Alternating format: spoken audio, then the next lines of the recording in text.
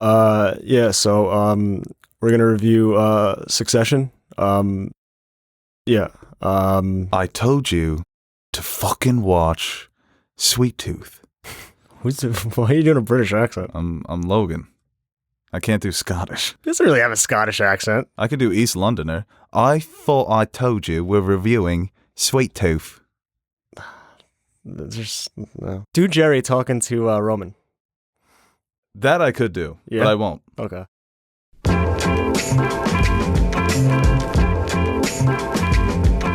Hello, everybody, and welcome back to another episode of Nerd Soup. I am Aaron, the Nerd Soup Monkey, along here with Beau to discuss Season 2 of Succession.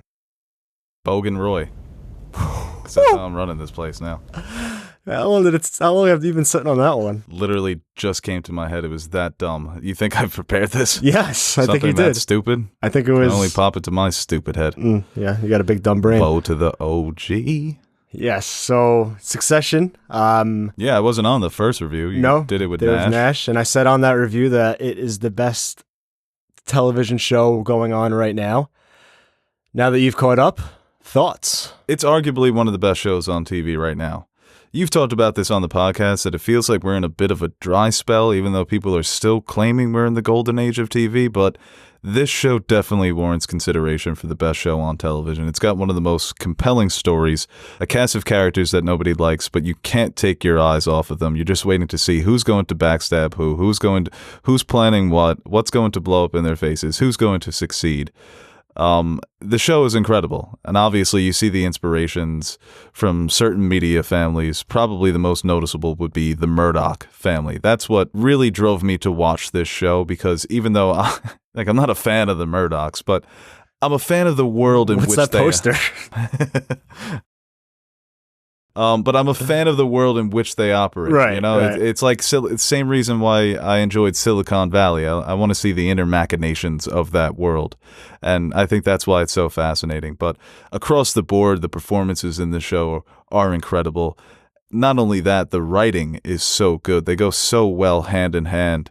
There's so many great things about this show, from the locations, the cinematography, the iconic score. Season 2, to me, was just as good as Season 1. There wasn't a dip or an increase in quality. It was just kind of a great second installment in this larger story. I watched it also after Season 2 aired, so I saw 1 and 2 consecutively, and it just didn't skip a beat at all. It felt like very much the same show.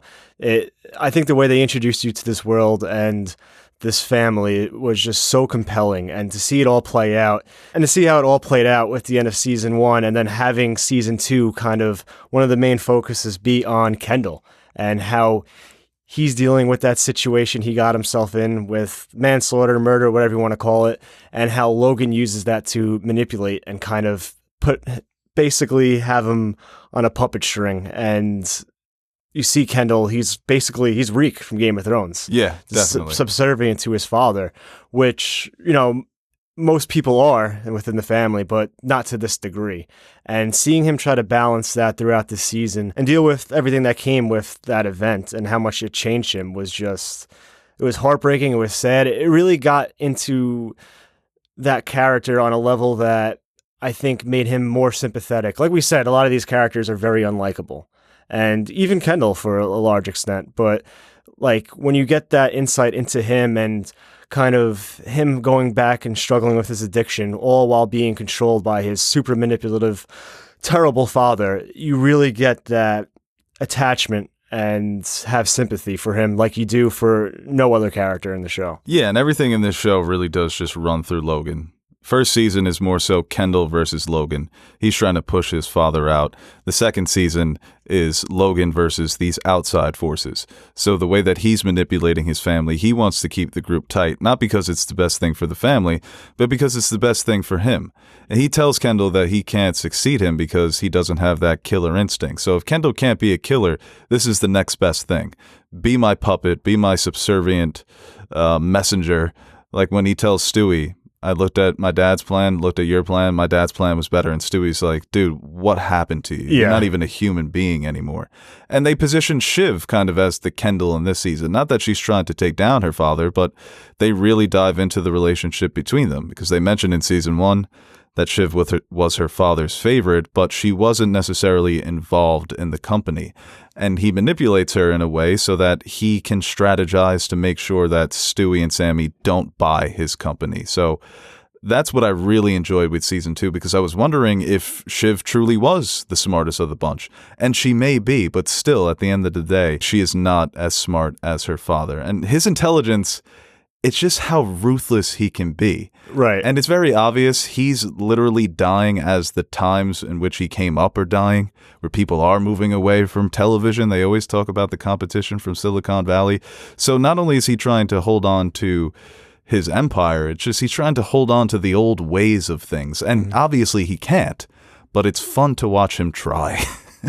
And he is just one of the most despicable and manipulative and maybe one of the best interpretations of a sociopath that we've seen on television. I think the thing that, like, obviously before this we knew who Logan was, but it comes out here, man. But the when one you back him into a corner, he starts clawing.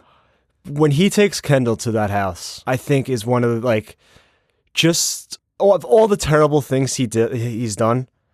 Like, especially, you can even talk about, like, within this world in terms of, you know, how his news company, whatever. I'm just saying, like, all the damage he's inflicted on a personal level, to do that to your own son, knowing, just knowing how that impacted sometimes him. I just like when I think about it, it's like, is he just so disattached to everything where he thinks it's not a big deal, or did he purposefully do that to Kendall? And either way, it's just sick. But I tend to think that was just another way to keep Kendall under him. And I mean, the way he just thinks it's such a non-issue, and the way he, especially when they're driving home and he just starts talking about the news company, like not even realizing or, again, intentionally neglecting his son in that moment, was one of the more personally ruthless things that he's done. That final scene that they have together, when Kendall once again is afraid of if that will ever come to light, what happened at the end of season 1. And his father tells him, don't worry about it. Don't worry about it. In the next breath, he's telling him, you could never succeed me because you're not a killer. Mm-hmm. He has no empathy for his children. He's just doing everything he can to control the situation. And that's really what pushes Kendall, not off of the deep end, but pushes him to finally break free from his father and betray him. Love the Godfather 2 reference when he gives him the kiss of death. Yes. That's why I'm so excited for season 3. But no, your point about bringing him back to that home, because it's becoming a scandal that maybe Logan Roy bullied this man into killing himself. It's showing Kendall, I still have you. Yeah. I have this over you. And another thing I wanted to bring up is, you don't know if he's purposely doing this. I love that aspect of the show, that you never truly know what characters are thinking. You never know what the game plan is. Plans come and go. It's so fluid, the betrayals and the backstabbing and the scheming, and the way that they talk about killing people, mm-hmm. metaphorically in the business sense, or when Greg starts wheeling and dealing and they're proud of him, yes. because he's becoming one of them. He's not spineless anymore. He's actually he's planting his flag. Tries to blackmail Tom. He's like, I'm proud of you, but yeah. Listen, we need to figure this out. But you need to realize what the hierarchy is here.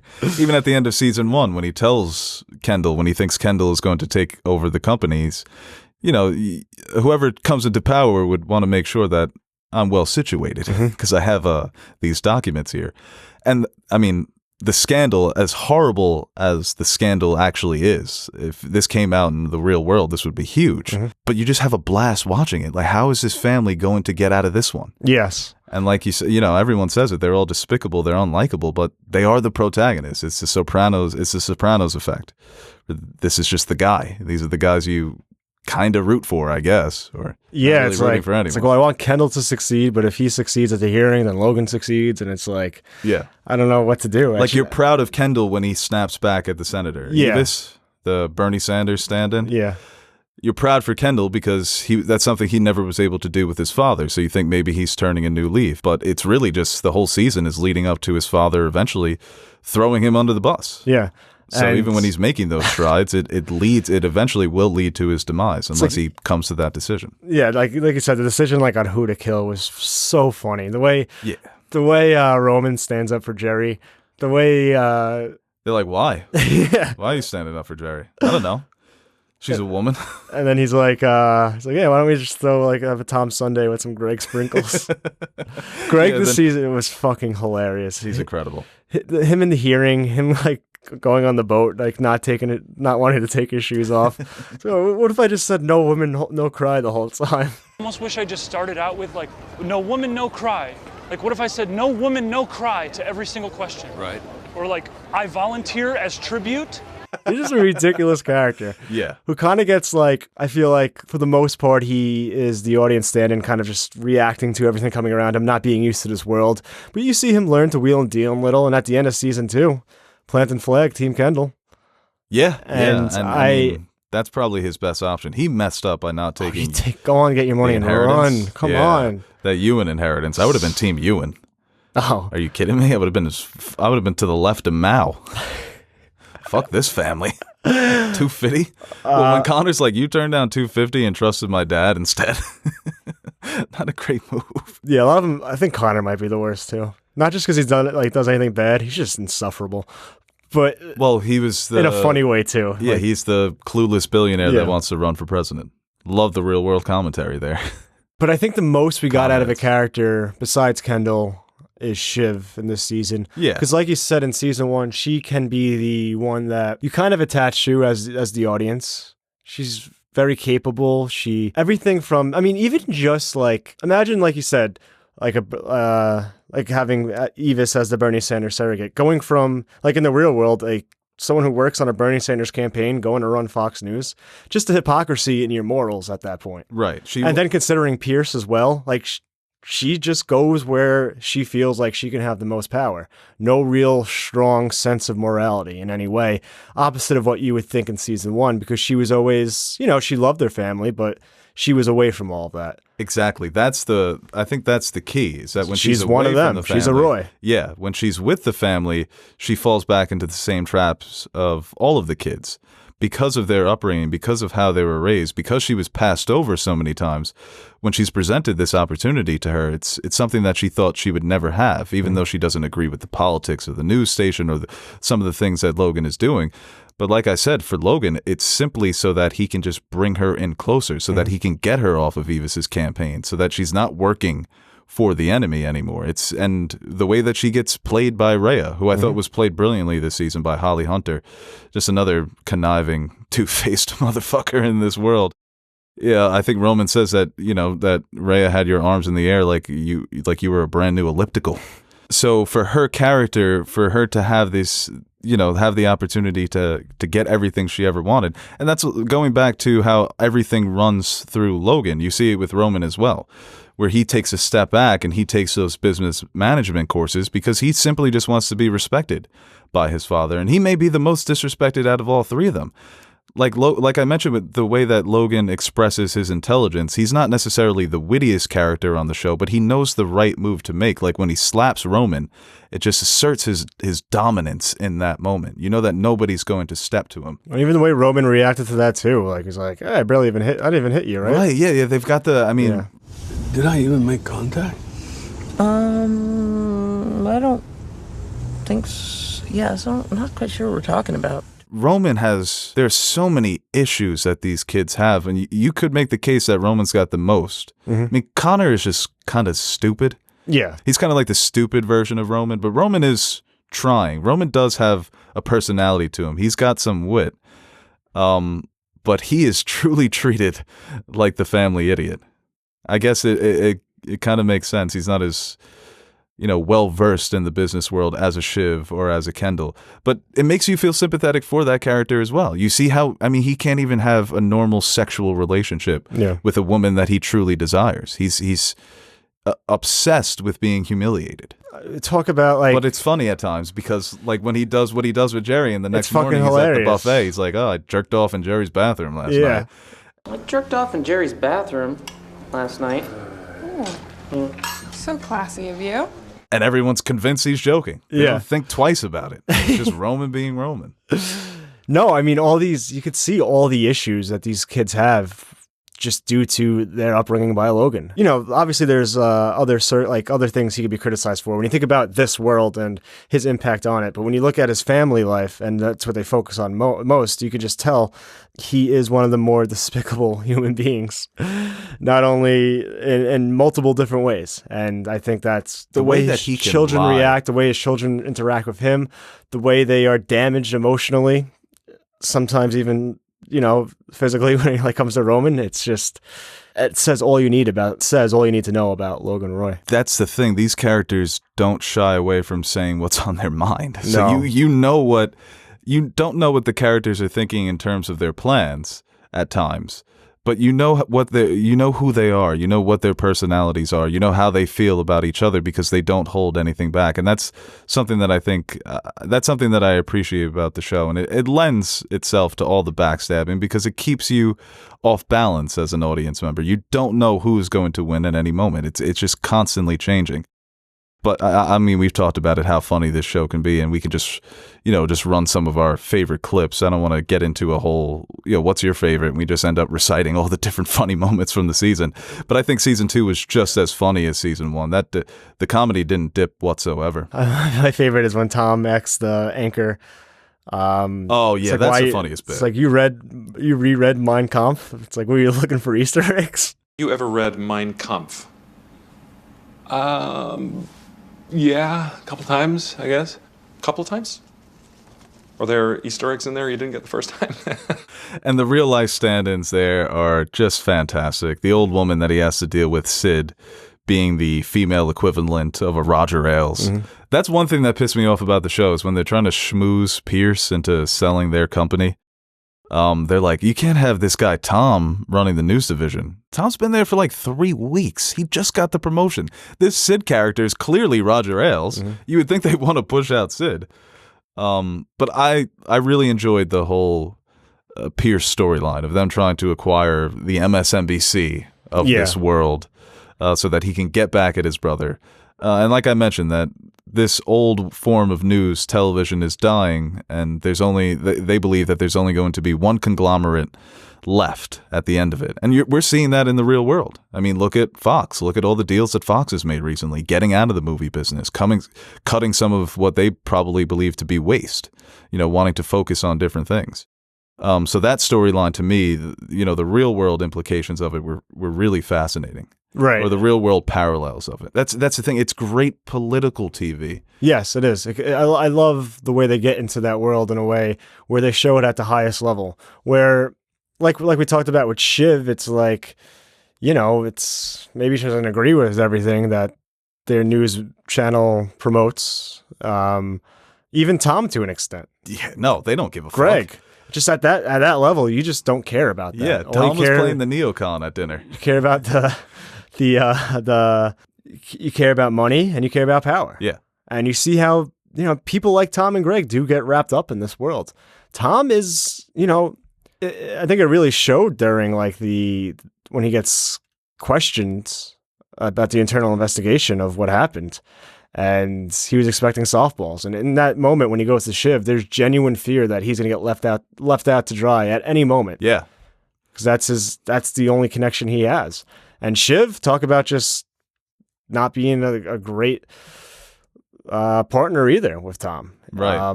The more you learn about these characters, the more your perspective changes. I think Roman's been pretty consistent, but as it gets on, I think in season 2 there is you'll catch yourself laughing, but then the more you think about it, it's like, oh, he's a tortured person. The way probably years from child upbringing.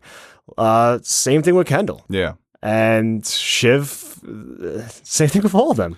The way Shiv treats Tom, it's very reminiscent of the way her father treats other people. And the way Tom treated Greg. Exactly, right. In different ways, less comedy, but really just in terms of just using people. And you wonder if Tom, all of these characters, to an extent, have to compromise their morals. Mm-hmm. Like you mentioned, Tom doesn't believe in this shit. Greg is someone who just wants out. He doesn't want to work at Fox News. Yeah. But you wonder if Tom is going to be kind of, I guess, a white knight in the eyes of the audience in later seasons. Maybe he is someone who stands against the family because he feels so used by Shiv. Maybe he is Team Kendall. because they're drawing teams at this point. But it looks like Shiv may be Team Kendall moving forward as well. But she's Team Shiv. Yeah, no, she's Team Shiv. She wants the best out of, and she treats Tom like it's a business relationship. I need a husband because that's what you do in this world, and I'm going to help you move up, and we're going to be a team. But I'm going to do my thing on the side as well, and I'm going to drop this on you on the night of our wedding. So Tom is, he's starting to have some reservations. The money's great, the lifestyle's cool, but does he want to end up like the Roy kids, taking this abuse from Shiv time and time again? This mental abuse.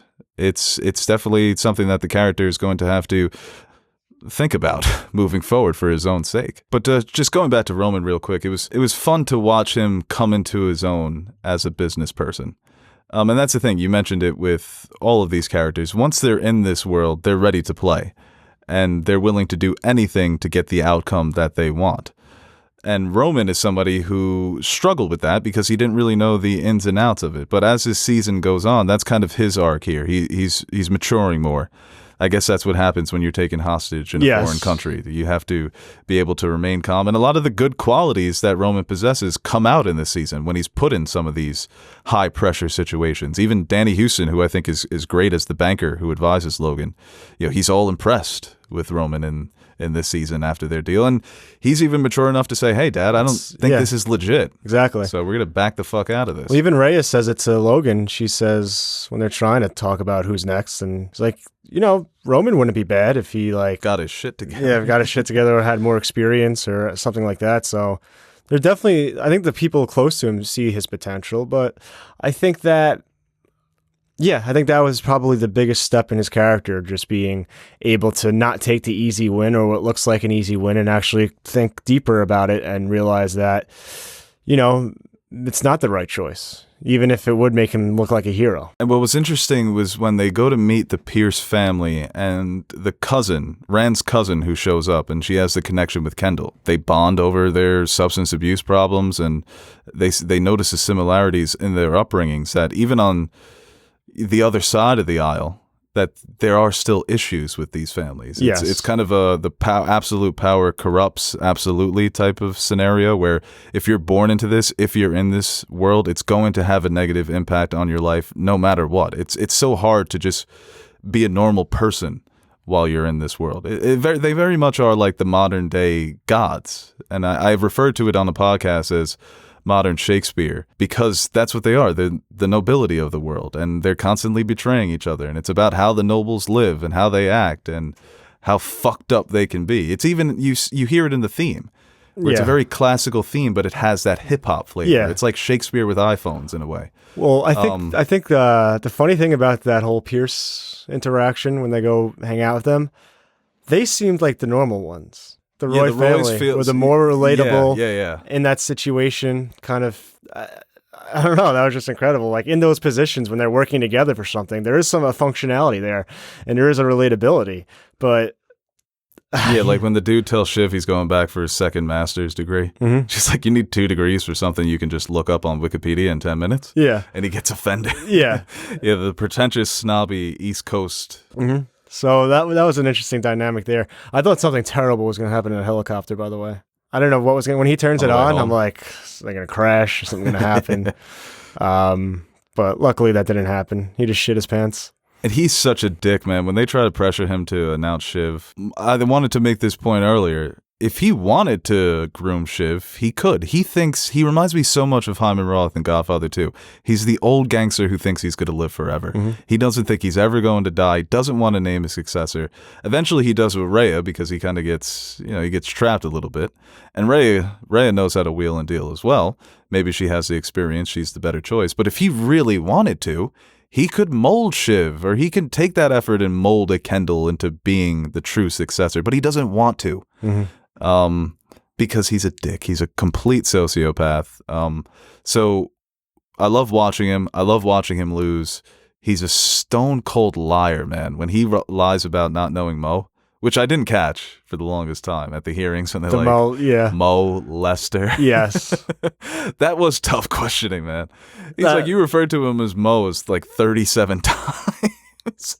Didn't really know him, though. It's like, well, what'd you mean by like, You can't make a Tomlet without breaking some Gregs. When they ask him if he knows Greg, he's like, nope. Yeah. Like Shiv's like, what? Why would you say no? Dude was just hung out to dry. Yeah. And he tries to own it by like saying like he looks when they're like people are saying that you look bad on purpose to make everyone else look better. Right, yeah. The way they spin it is great. Yeah, so we hear you. Yeah, and the way like the damage control, I find very fascinating. Yeah. The best narrative to push out there. Well, that's why Jerry's she's such a company woman, right? Mhm. She's someone that helps you get the wheels turning. The trains are going to run on time when Jerry's in your company. Even a character like Frank, bringing him back on after all the betrayal because he had the relationship with somebody on Pierce's board. It's all about scheming and strategy. It's all about how do you get the upper hand on your adversary of the day. And obviously the highlight at the end, Kendall finally standing up for himself, punching back, and at that press conference, basically declaring war on Logan. And that last look, people talk about it all the time. Is he angry? Is he smiling? Like, what's going through his mind? And I guess we'll see right off the bat in season 3, but I like to think like, yeah, that's like a slight smile there, where like, he's kind of proud of him, but he's also like, all right, game on. Like, let's see what you got. Yeah, 100%. This is fun to him, I feel like. Oh, yeah, yeah. There's nothing more fun than playing the game. Mm-hmm. He wants to keep playing the game. Mm-hmm. Obviously, he doesn't want to lose, but I think a part of him, like you mentioned, is proud of his son for finally taking that shot at his father that could be a kill shot. He just came off of saying that, even though he literally killed someone, you're not a corporate killer. Mm-hmm. And Kendall's like, okay, watch this. Maybe in a way this was what Logan wanted, because I guess he can see the inevitability of his mortality, and now at least his son he knows his son is now capable of this. He's obviously still wants to win. Yeah. But maybe he feels like this could be best case scenario, right? If I lose to my son and my son takes over and he becomes the new me, it's. But what are you taking like over at this point? You said you made the joke that like you want to run this place like Waystar Royco. They're running that company into the goddamn ground based on their own family issues. No, you look at look at like News Corp's numbers. Their revenue goes down every year. They are in businesses that are kind of dying. The world is changing. That's when they're in the midst of. That's when Kendall agrees to betray him in season 1. He's like, we'll gut the company, keep all the tasty morsels for ourselves, and move on. Move on with the assets that we have that can possibly springboard us into something even better. And you're seeing that in the real world, dude. You're seeing the way that these certain companies are being gobbled up by bigger companies that are in tech or that are just doing better. Mm-hmm. So I think that's how the show inevitably ends, where Waystar Royco isn't the last media conglomerate standing. Yeah. And that maybe that kills Logan's just spirit and idea of what his legacy is going to be. Also, can't not mention L to the OG. It's incredible. When Rhea was planning this, she asked me to help out with a little tribute of a certain flavor. And after a lot of convincing... It is so cringy, but good. I couldn't watch. It's like Roman. I had the same reaction. It's like... You couldn't watch it, but you wanted to listen to it. I saw like the pictures beforehand, like just like a him with the mic. Yeah, and I'm like, oh, this is interesting. I never would have expected that. I'm being dead ass serious when I say that. That hook. Oh, it's a banger. L to the OG, dude be the OG, and he playing like a pro. See. And it's funny because Jeremy Strong clearly isn't a rapper, but he's doing a good job of performing it. No, yeah. It's not as cringy as it could have been. Yes. It's the perfect amount of cringe for that moment. Like, he's clearly, the character's having fun with it. He's not taking it seriously like he wants to be a rapper, like Connor wants to be president. Mm-hmm. But, dude, I swear to God, I play that song once a day on Spotify. That's going to last for like a couple of weeks. So, yeah, I mean, we got the trailer recently. It's leading up to that time for season 3, and I really hope people really get on board with the show, and the hype train builds and moves a lot of people to start watching this and kind of have this experience while watching season 3 where more and more people are getting behind this show, because it really is. I don't think it's anything on else on television right now compares to it. I'm about to have a press conference. Yeah? Yeah, I'm going to talk about those tweets that you deleted from years back. About Game of Thrones Season 8? I'm going to get you... You think that's enough to get you canceled? It's Aaron praising Game of Thrones Season 8. I still have them up there. So. Why did you delete them? Oh, you still have them up there. Oh. Brave. I think the only tweet I've ever deleted was saying LeBron's better than Jordan, just because I couldn't take the replies anymore. Your replies got real heated. Yeah. That's an ugly place, man. LeBron on Jordan. Yep. LeBron and Jordan in the internet. Succession level toxicity. Yes. Damn, we were making some good points in that video. Hey guys, Aaron and Nerd Suit Monkey here. Before we end this video, I want to give a quick shout out to our Patreon supporters. What can I say about you guys that I haven't already said about myself? You are the most important part of the channel and the main reason we keep going strong. Like Beau says, you keep the lights on in the fridge so the fridge is full. Or something like that. So, from everyone here at Nerd Soup, I'd like to thank you guys for your continued support. If you're interested in joining the ranks of our Patreon supporters, head over to patreon.com/nerdsoup and check out the rewards we offer to our patrons. We recently dropped some new stickers for you guys to check out, or you could choose a tier that will allow you to select a movie, show, or video game for us to review. We've got a full slate of fan-suggested reviews coming your way, and we're really excited about the chance to review some of those movies and shows. We've also got t-shirts, mugs, behind-the-scenes videos showing how we bring our videos to life. And once again, thank you to all our Patreon pledgers who have been supporting us throughout the years. Without you, we wouldn't be able to convert all your pledges into cryptocurrency, so thank you from my future self for making us rich.